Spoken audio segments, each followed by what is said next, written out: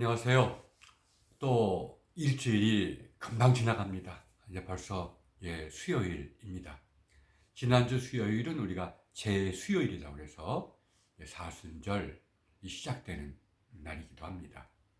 이제 사순절은 우리가 부활하신 주님을 경배하고 또 부활하신 분에 대해서 눈을 뜨게 되는 부활절을 기다리는 40일의 기간을 뜻합니다.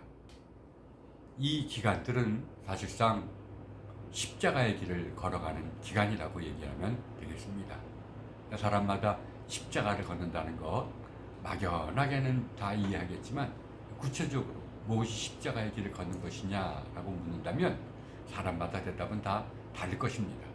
어떤 사람에게는 옛자와 싸우고 옛자를 죽이는 것이 십자가의 길일 수도 있고, 또 어떤 사람에게는 참 하나님 앞에 무릎을 꿇고 기도하는 길이 십자가의 길일 수도 있고, 또 어떤 사람들은 고난당하는 자들과 함께 하고 또 우리 주변에 아픈 분들을 찾아보고 그들을 위해서 기도드리는 것이 십자가의 길이라고 얘기를 할 것입니다. 어쨌든 십자가의 길이라는 첫인상은 우리 자신을 위한 길이 아니죠. 우리 자신과 싸우는 길이요. 또 이 땅에 많은 아픔을 가진 사람들을 돌아보는 길이라는 데는 있을 것입니다. 또 십자가의 길이라는 것은 또 우리가 보면 자기 희생의 길이죠. 자기 희생의 길. 또 우리가 흔히 모임에서 이런저런 의논을 나누다가 어떤 과제가 주어졌는데 아무도 나서지 않을 때 제가 십자가를 지겠습니다 라고 말하는 경우도 있죠. 내가 희생해서 내가 그 일을 떠맡겠습니다. 이런 또 자기를 희생하는 그런 길이라고 많이 사람들에게 알려져 있습니다.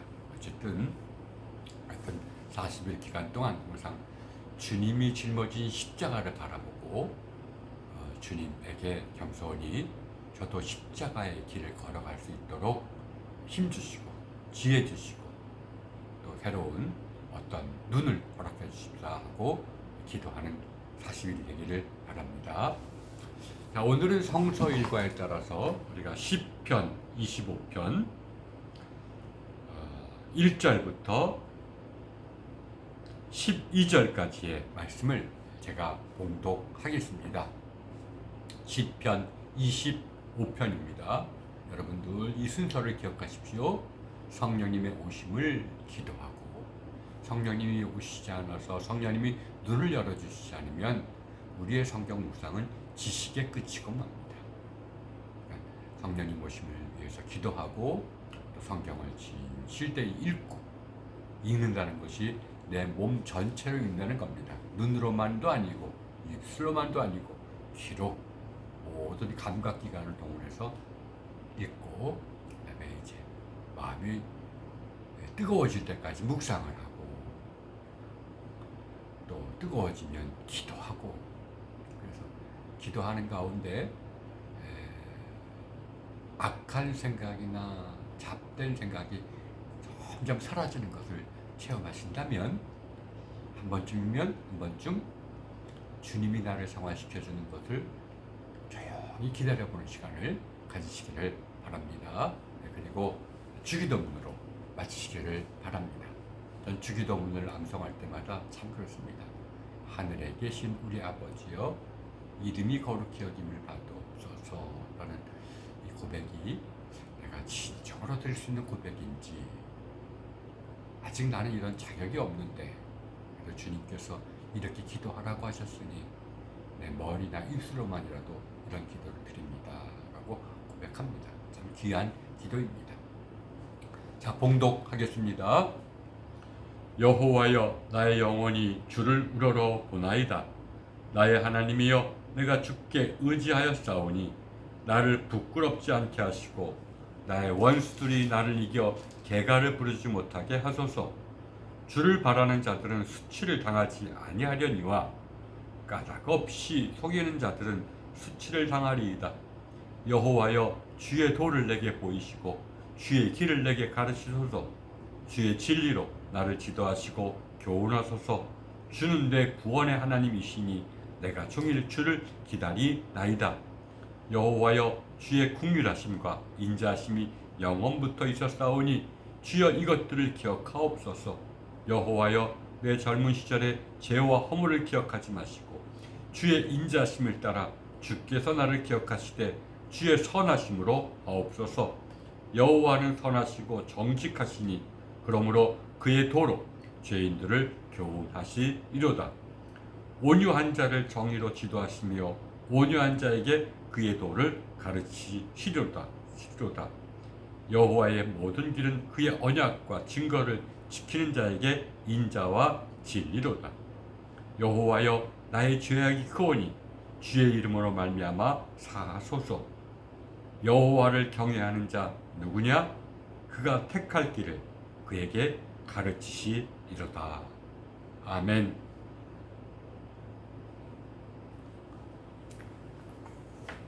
전 이 말씀에서 주를 바라는 자는 수치를 당하지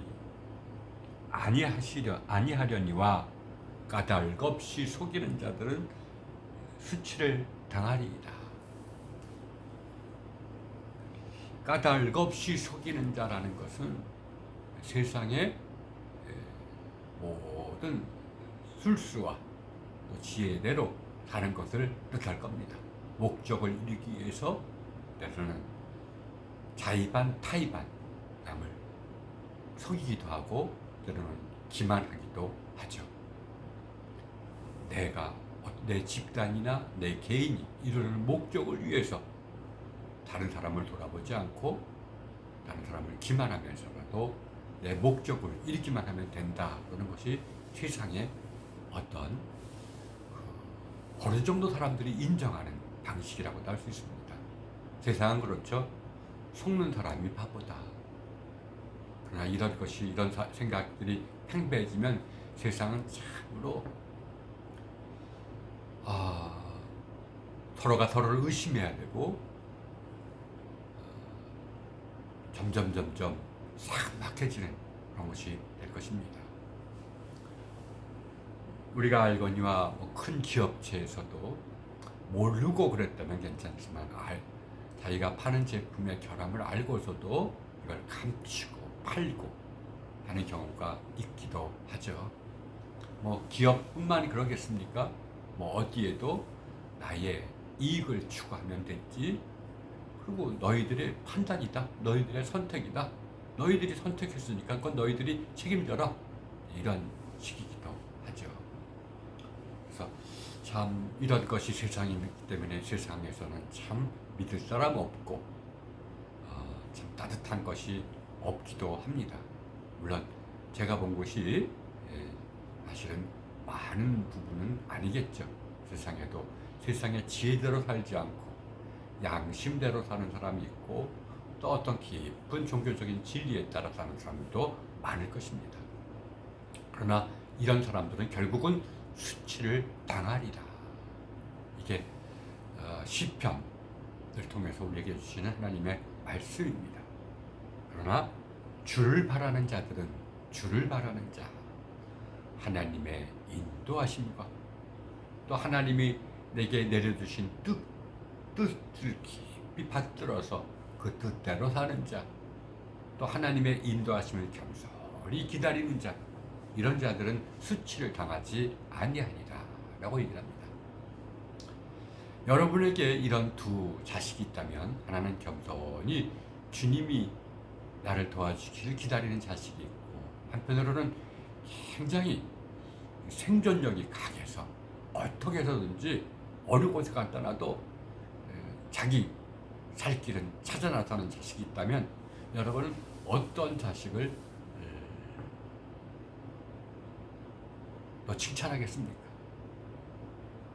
말씀은 이렇게 들어도 후자가 아닙니까? 그래, 좀 약삭 빠르고 내 자식이 좀 이기적이 돼서 어느 곳에 갖다 놔도 네 살 길은 네가 알아서 찾는 자식이 되었으면 하는 바람이 있겠죠.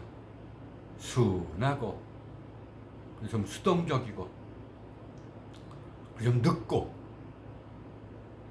또 그리고 또 하나님이 오심을 천천히 기다리고 하는 자식들 보면 게으르다고 하진 않을까요? 우리가 이것을 해보시길 바랍니다. 그러나 사실 성경 말씀대로 결국 나중에 성공하는 사람들은 기다릴 줄 아는 사람입니다. 남을 배려도 하고 주께서 내게 은혜 베푸시기를 겸손히 기다리는 자가 결국은 대기만성으로 사실은 이 땅에서도 하나의 승리할 수가 있게 되는 것이죠. 그러나 어릴 때부터 너무 얕고 참 뭐라 그럴까요? 생존 본능이 강하고 하는 사람은 사실은 생명력이 그렇게 오래가지는 않습니다. 여러분도 참 우리에게 이런 이율배반적인 것이 있어요. 때로는 내 자식은 좀 강하고 이렇게 커지기는 바라면서도 또 내가 만나는 사람이 좀 순하고 좀 어리석고 하지만 하나님을 기다리는 사람을 보면 정이 가지만 뭔가 속여서라도 어떤 자기 뜻을 달성하려고 하는 사람 보면 좀 멀리하고 싶고 돕고 싶지도 않죠. 이 말씀이 이제 그런 하나님의 말씀입니다.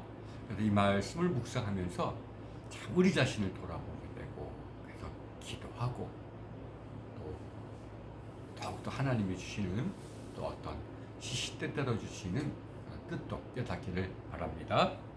주를 바라는 자들은 수치를 당하지 아니하려니와 까닭 없이 속이는 자들은 수치를 당하리이다. 25편 3절 말씀이죠. 그다음에 제가 읽다가 조금 마음속에 와닿은 말씀은 12절 말씀입니다. 제가 읽어드리겠습니다. 여호와를 경외하는 자 누구냐? 그가 택할 길을 그에게 가르치시리로다. 참 우리는 삶에서 선택을 잘 해야 됩니다. 내가 오른쪽으로 갈 것이냐 왼쪽으로 갈 것이냐, 내가 이 일을 해야 될 것이냐 말아야 될 것이냐, 또 순간적으로도 내가 화가 나는데 말을 해야 될 것이냐 참아야 될 것이냐, 참 바른 선택을 한다는 것이 쉽진 않죠. 바른 선택을 하려고 해도, 이성적인 선택을 하려고 해도 내 안에 있는 어떤 감정의 응어리가 그것을 방해하기도 하고, 또 때로는 나의 이성과 지성이 올바른 길을 전혀 분별할 수도 없고, 참 그렇습니다. 우리는 하나님 나라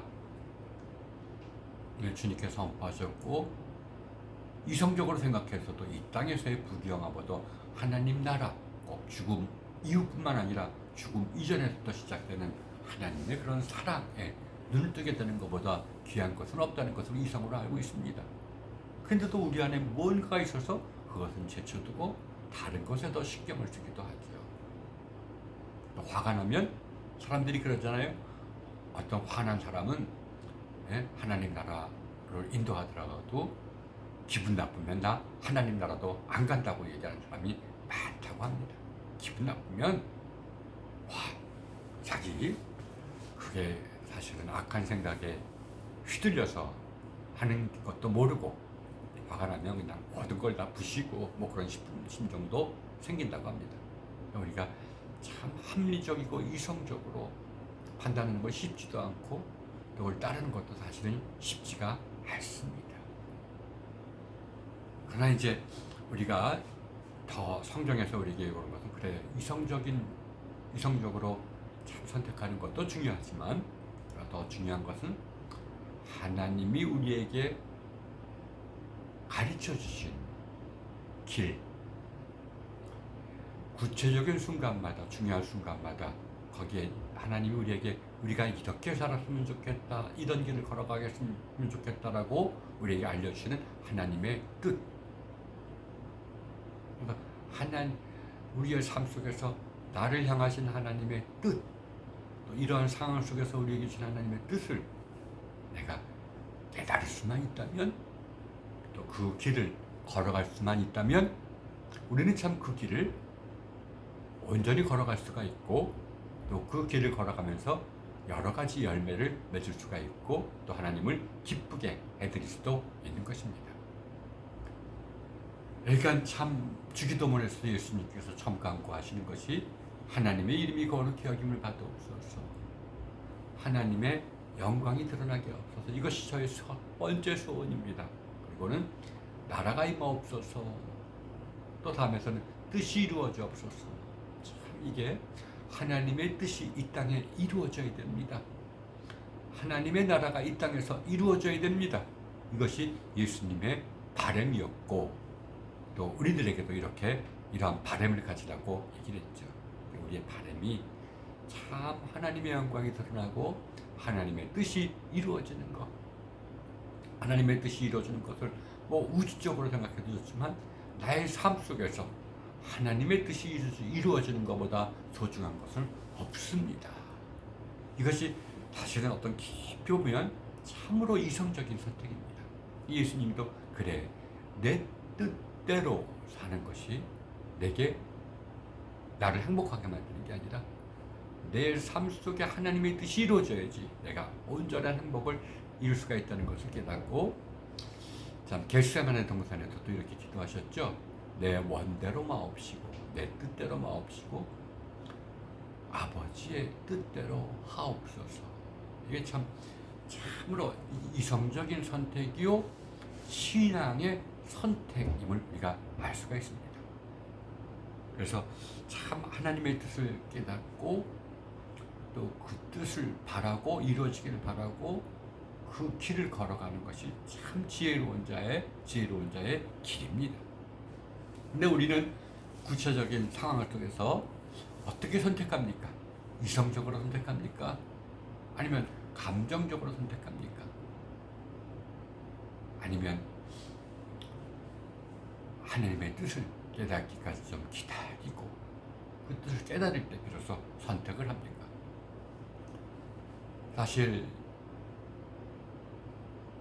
좀 깊이가 있고 또 많은 사람들에게 존경을 받는 사람들은 선택을 빨리 하는 경우도 있지만 늘 기도한 후에 한다고 하지 않아요? 루터도 그랬고 또 어느 미국의 어느 대통령도 그랬고, 선택까지의 과정은 천천히 진행되지만 선택하고 난 후에는 뒤돌아보지 않고 실행에 옮기는 것이 참으로 인생에서 우리에게 좋은 것을 가르쳐주는 선배들이 우리에게 남겨주신 교훈일 것 같습니다. 그래, 내가 이런 상황 속에서 첫째로는 감정적으로 대처하지 말고 이성적으로 생각해보지만, 그러나 이것은 내 생각이고, 그러면 하나님의 뜻은 무엇일까? 이를 위해서 우리가 묵상을 하는 것이 중요하죠. 다른 것보다도 그 일에 대해서 묵상하지 않고 매일 성경을 묵상하다 보면 조금씩 내가 회개할 정도 나오지만 그때마다 지혜가 주어지기도 합니다. 성경 묵상은 성경에 대한 지식만 얻는 게 아닙니다. 그때마다 우리가 어떤 선택을 할지 우리에게 선한 생각을 우리에게 보내주시기 때문입니다. 선한 생각, 또 이를 통해서 하나님이 원하시는 것을 우리에게 드러내 보이시죠. 그래서 그것을 따르면 됩니다. 그래서 성경 묵상이 참 중요합니다. 근데 오늘 말씀은 뭐라고 말씀하시냐 하면, 여호와를 경외하는 자 누구냐? 그가 택할 길을 그에게 가르치시리로다. 하나님을 경외하는 자에게 당신의 뜻을 알려주시겠다는 겁니다. 그가 택할 길을 알려주시겠다는 겁니다. 이 얼마나 소중한 말씀입니까? 여러분, 교만한 자는 남의 뜻을, 남의 생각을 받아들이질 않죠. 그러나 겸손한 자는 남의 생각을 받아들입니다. 하나님을 경외한다는 것은 하나님을 두려워하면서도 하나님의 높으심을 기리는 자들을 얘기합니다. 그래서 이걸 경외한다고 그러죠. 존경하면서도 두려워하는 것. 하나님을 경외하는 것을 우리가 결국 예배의 궁극적인 목적은 하나님 아버지 앞에 서는 것입니다. 하나님 아버지 앞에 겸손하게 하나님 아버지를 경외하는 것. 하나님은 내 머리로는 이해할 수 없는 분이요. 하나님의 신비는 내가 생각하는 것, 내가 느끼는 것, 체험한 것보다 훨씬 더 크고 위대하신 분이구나. 하나님 앞에서 나는 나를 낮출 수밖에 없는 존재이구나. 이런 하나님을 경외하는 것이 사실은 영성의 궁극적인 목적입니다. 이 영성의 목적은 겸손해지는 것이 있습니다. 하나님 앞에서 겸손해지는 사람이 또한 사람들 앞에서도 겸손해질 수가 있는 것이죠. 그렇기 때문에 이런 하나님을 경외한다는 것, 이것을 가장 우리에게 전달해주는 그런 것이 주일 예배죠. 예배를 잘 드려야 됩니다. 그러나 예배 때는 우리가 성령님의 인도하심을 느끼면서 예배를 드려야 돼요. 일상에서 성령님께서 빛을 비춰줘서 나의 실상을 깨닫게 하시고 선한 생각을 주시는구나.